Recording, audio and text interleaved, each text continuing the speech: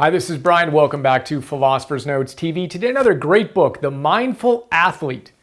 The Mindful Athlete by George Mumford, subtitle, Secrets to Pure Performance. So, The Mindful Athlete. Now, we all know that Phil Jackson is the Zen master coach. But do you know who Phil called on when he wanted to get his players' minds right? George Mumford. George Mumford is extraordinary. He's got a great personal story, super inspiring. He played basketball back in the day with Dr. J. He was a roommate of his at the University of Massachusetts, got injured, got addicted to drugs, hit rock bottom, and then he came out of that through a practice in mindfulness. Jon Kabat-Zinn and a number of other leading meditation teachers became his teachers. And when Phil Jackson needed some support, George Mumford's the one who came in, worked with Phil and Jordan and the Bulls, and then with Phil and Kobe and the Lakers, and with thousands of athletes. In the book, he distills his top big ideas on how to integrate what he calls the 5 superpowers. So he integrates Buddha's 8 noble truths into what he calls the 5 superpowers. Awesome book. Philosopher's Note, bunch of big ideas. 5 of them here, plus a prop, pretty exciting rubber band. But this is a great introduction to mindfulness in general. It's way bigger than sports. So if you've been looking for a great intro, this might be it, particularly if you're into sports, or if you have a significant other who might be very into sports and not so into mindfulness, this might be a good avenue for them to engage in the subject. So let's jump into our 5 big ideas. We're going to start with stimulus and response. So the whole idea behind mindfulness is the ability to choose our response.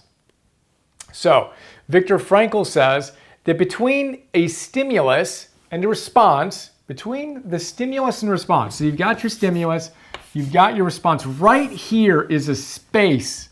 And it's in that space where our freedom and our growth exists. And what we want to do is stretch that space so we can actually step inside and choose the most empowered response. George tells us that if we're mindless, we just react, right? So stimulus response, there's no gap. We just knee-jerk react to whatever happens to us. But when we become more mindful, we respond. And we're able to stretch the space between stimulus and response. That's one of the primary benefits of sitting in meditation. You observe your thoughts arising and you bring your attention back to your anchor. You do that enough times. You do that thousands and tens of thousands of times when you sit for 10, 15, 20 minutes for months and years. You get really good at stretching out this space. And then you have responsibility. You can choose your response rather than mindlessly reacting all the time. It's a huge idea. He talks about it too, metaphorically, as if you're in the eye of a hurricane or a cyclone. A hurricane can be blowing everything around with gale force winds, but in the center, there's an eye that's clear and still. That's where we want to be. That's the difference between reacting, being thrown around by the hurricane, and responding, being centered and grounded in the middle of life's storms. Huge idea. Second big idea here is another big one. 1,300 three-pointers.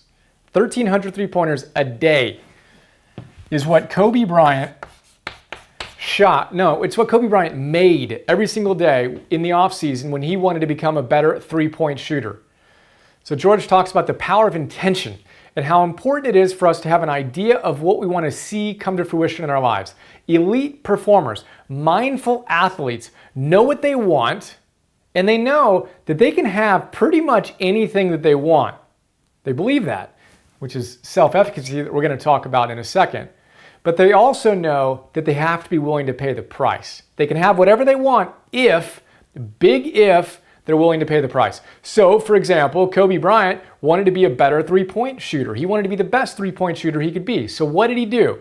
He got a clear intention. He knew he could do it if he was willing to pay the price. He decided that the price he'd pay is he would make 1,300 three-pointers every day during the offseason. George says when he was working with him, that's what he was doing. Think about that for a moment. 1,300 three-pointers made in one day. You can do the math on that and figure out how many you have to make per minute in order to do that. That's a lot of time. but he was committed. He wanted to be the best he could be, and he was willing to pay the price. So the question is pretty obvious. We talk about it a little bit in the note. What do you want? What do you want in your life? Do you believe you can have it if you pay the price? What's the price you're going to need to pay, and are you willing to pay that price? And then get to work. That's our second big idea. Third big idea is related to that, which is your discomfort zone. So your discomfort zone, here's your comfort zone, here's your discomfort zone. Comfort zone, discomfort zone. George tells us if we want to grow, we need to play here, in the gap between our comfort zone and our discomfort zone. We don't need to go nuts. We don't need to blow through our discomfort zone and try to get here. We just need to take a little step outside of our comfort zone. And the way that we talk about it in the note is imagine a rubber band.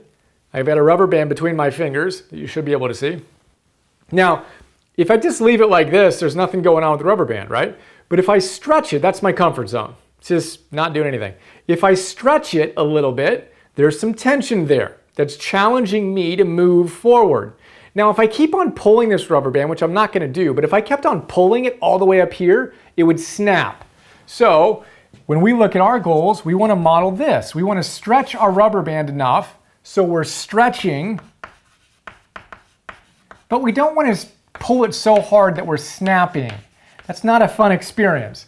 You move from what he calls eustress, healthy stress, to distress. Snapping a rubber band in your face isn't fun. Burning yourself out because you have too big of goals isn't fun. And he says the true mindful athlete gets that. They realize that they just need to make incremental gains. But if you do incremental gains over a long period of time, you have extraordinary gains. That's the compound effect, it's the slight edge, it's everything that we talk about in these notes. That takes discipline, that takes maturity, that takes what he calls the middle way. You're not trying to go nuts and you're not staying in your comfort zone, you're incrementally getting a little bit better via deliberate practice, which is what Kobe engaged in when he was hitting his 1,300 three-pointers a day. That's our third big idea. The fourth one is self-efficacy. We've talked about this a number of times in our Confidence 101 class. I went off on this. It's science speak for self-confidence. Elite performers in any field, whether it's athletics or anything else, parenting, business, creativity, art, whatever, these individuals have a high degree of self-efficacy, a high degree of self-confidence, a high degree of trust in themselves that they can achieve that which they aspire to achieve. Henry Ford put it most simply, whether you think you can or you think you can't, you're right. We need to cultivate our self-efficacy and know that we can achieve whatever we want to achieve for almost everything. And again, we're not talking about becoming 8 feet tall. We're talking about things that are in line with who you are and who you want to become if we're willing to pay the price. So check in on your self-efficacy. I'll put a link to the Confidence 101 class and overview. If you're a member, check that out. My top 10 big ideas on how you can create indestructible trust in yourself. Powerful stuff. Fifth big idea is deep listening. Deep listening is a great phrase. He capitalizes the D and the L, deep listening. He says, what are you here to do? All great performers have an incredibly clear purpose. They know what their charter is in life. They know what they're here on the planet to do. We need you to have that level of clarity. In the note, I talk about Jon Kabat-Zinn, who is George Mumford's mentor. Jon Kabat-Zinn says, what's your job with a capital J? Your job with a capital J. What do you love to do so much that you would pay to do it as you give your greatest gifts in greatest service to the world? That's what I'm doing right now. It's comes from a function of answering that question again and again and again. And both George Mumford and Jon Kabat-Zinn say, if you don't know the answer, the issue isn't that it's that hard to find. It takes work. It's that you're not spending enough time in silence asking yourself the question. You've got to unplug from everything, all the distractions, of course, and all the positive stuff at times, and just spend some time with yourself, asking yourself the question, what do I really want? All caps, really want. If I could wave a magic wand and create my ideal life, what would it look like? How am I going to use my greatest gifts and greatest service to the world? What's my job with a capital J?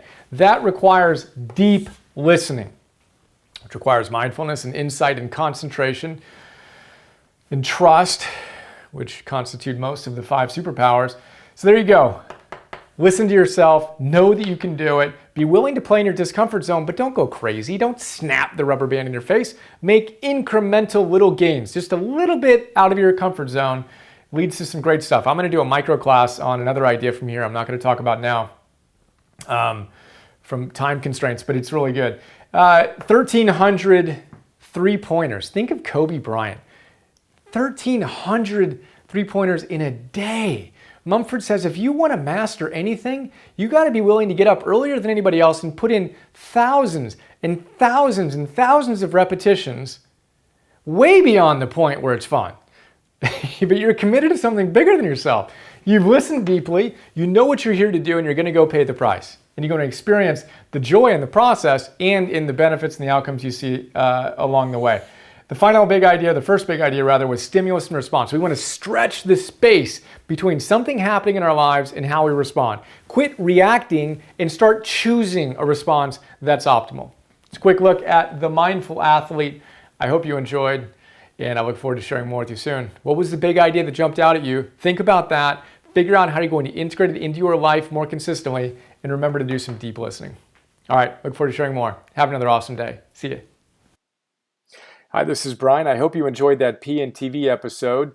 A lot of people don't know all the stuff I do beyond these free videos I share on YouTube, so I thought I'd do a quick video to give you an overview of our membership program that you can get access to and get a ton of other stuff. So here's a quick look.